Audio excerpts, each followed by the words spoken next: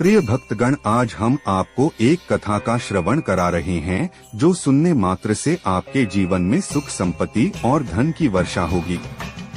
तो चलिए कथा को प्रारंभ करते हैं। एक बार की बात है, एक गांव में एक किसान रहता था। उसकी फसल बार बार खराब हो जाती थी।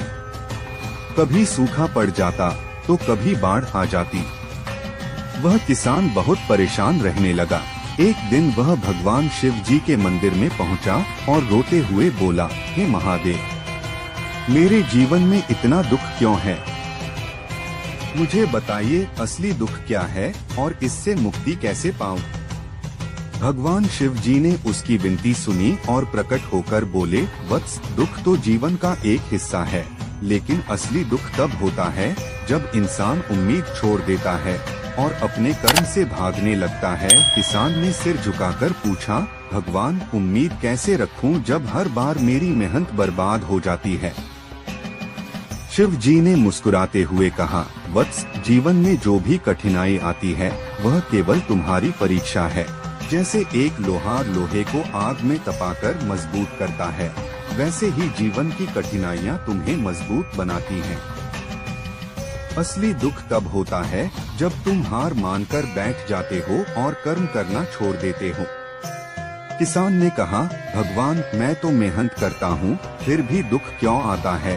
शिव जी ने समझाते हुए कहा, वत्स, यह संसार कर्म पर आधारित है। अगर तुम्हारा कर्म सच्चा है तो उसका फल अवश्य मिलेगा, पर समय का इंतजार करना सीखो।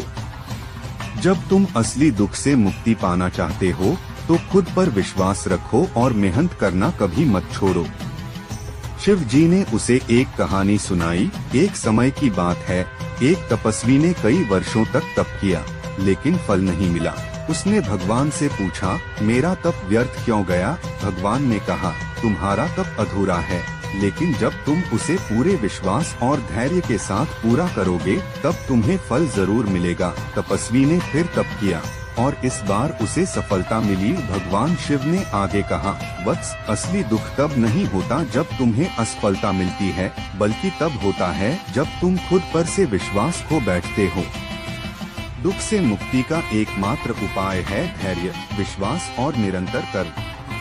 किसान ने शिव जी के चरणों में सिर झुका लिया और बोला, हे महादेव, अब मैं समझ गया कि असली दुख क्या है।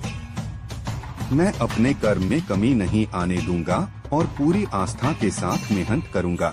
भगवान शिव जी ने उसे आशीर्वाद दिया और कहा, तुम्हारे जीवन से दुख जल्दी ही दूर हो जाएगा, क्योंकि तुमने असली दुख की पहचान कर ली है।